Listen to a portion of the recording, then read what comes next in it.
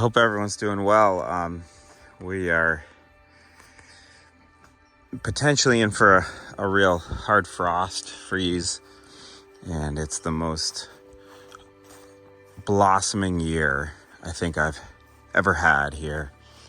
Just never seen so many flowers. So it's a little hard not to feel a little sad, but maybe we'll be fine. But it's really just so special, so beautiful to see so many flowers, such a flourishing and an expression of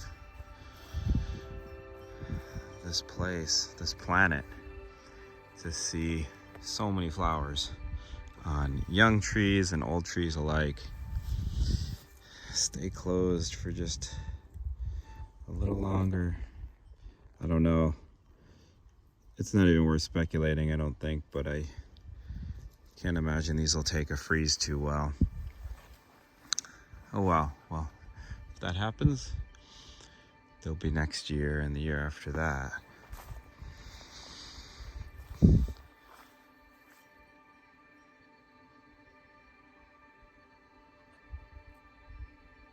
The first year a tree flowers in earnest is really something special.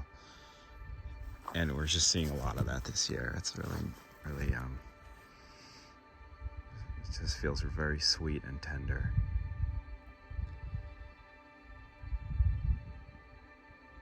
It's getting a little dark out. I want you to see this tree. It's just so special. We buried a really great duck under this tree maybe about 3 or 4 years ago. Maybe longer.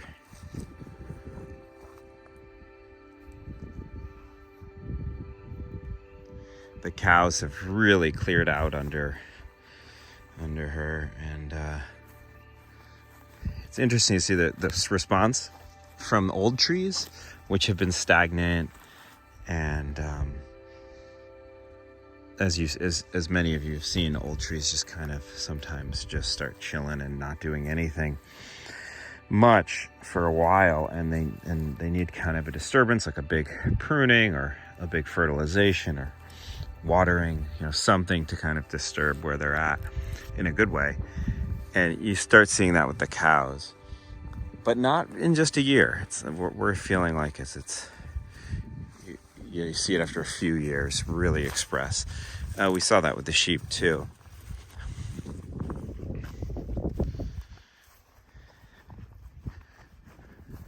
These currants are completely neglected. I mean, we mulched them this year and they're not totally neglected, but they've really gotten almost no love. It's a super poor dry slope here. And they show themselves to be not just survive, but to actually be like genuinely fruitful with total neglect, at least in this climate on a slope like this, which is nothing to write home about. I mean, often really there was no mowing and no grazing here. It really wouldn't grow enough to warrant any management. I want to show you a hickory here. Kind of just want to... Oh, here's something that's pretty interesting. It's going to be in my revised and expanded book, which is going to be out in the winter. But it's something that's just so obvious to me now. But even with having sheep, I didn't fully learn it. Keep the lower branches on. I know Stefan Sipkowiak has talked about this a lot for voles, and we had bad luck with it trying that. So we just pruned up like any good horticulturist would do, normally, conventionally, for a nice clear bowl, clean, no humidity. And that's a quick way to death with cows around. So if you can keep some lower branches, this is manure you're looking at. That's actually just cow poop, to keep them off of it, because I did a quick hit grazing through here. And they still messed with one pretty hard, just rubbing, I think. But it does completely stop them from, at least our cows, from eating them. And it's worth the time to be able to graze something right in zone 1, even though most people wouldn't take the trouble of doing that. I don't know. I really want the fertility Look at that. I wonder if that's, I guess they started messing that before I got the manure on. I was literally like 6 hours, late on the draw. And so this hickory right here, and another one, and there's about 10 others that I've transplanted in the last little while, and they're doing great. It's amazing because they have such a true taproot. I mean, only one oak that we've dug, and we've dug a lot of different kinds, has a taproot like this. Not even English oak, but English oak and shagbark. Even swamp white oak, red oak to lesser extent, bur oak, they do not have real true taproots, is what I found here. And so you can really dig them when they're a decent age, like 10 years old. We had over 98% survival rate with 199 tree planting. And then we had like maybe 80% survival rate at a different one, but that was later in the year, and I don't think they all got watered all the time. And we've had down to a 40% survival rate here, and I did it the week after, even later, and they weren't dormant fully. And I didn't water them, and they were in a super dry spot, and still they all should have died in a lot of ways. So it's super viable, and now we're 2 growing seasons after starting that. And look at this honeyberry hedge coming into it. This apple's started bearing last year. It's starting to rain. I gotta move the tractor inside, but cows are taking shelter up here. This is a new paddock as of 2 hours ago. So I hope everyone's doing well. Die back on a walnut, I think, from drought 2 winters ago. Bummer to have the apical tip of such a beautiful timber tree dry out on you, but or die back on you, but yeah.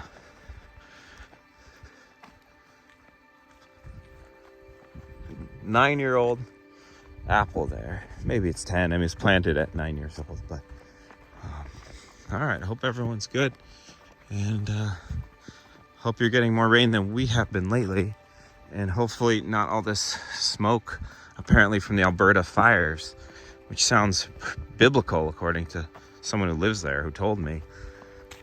I don't really know anything more about it, but it's pretty surprising. I've been meaning to look it up on the web, but I've been busy.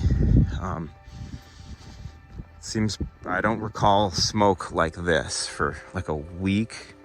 Not this bad all week, but on and off. Hope everyone's good.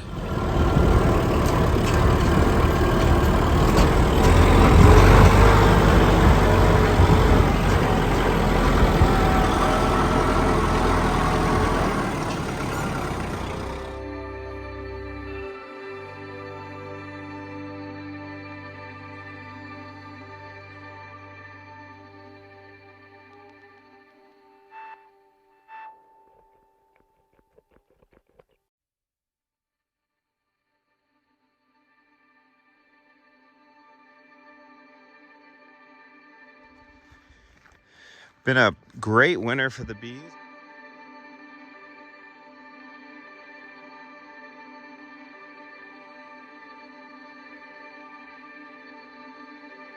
And then I lost 2 hives in April during a 2-week super cold rainy stint, but I don't think it was the cold and the rain, because they had dozens of pounds of honey left, and they were making brood. There was a laying queen.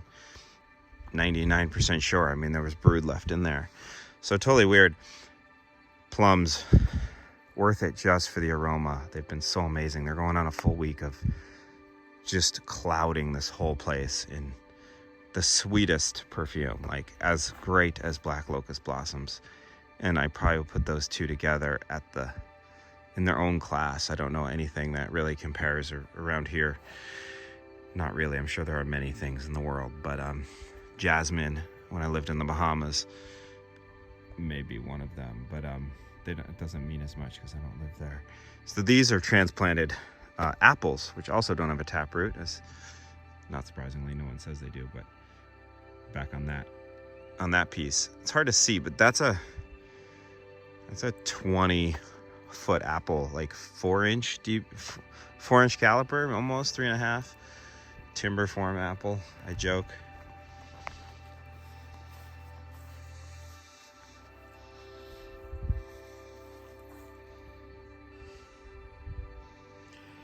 Air prune beds with hickory, chestnut down there. Thanks, Eric.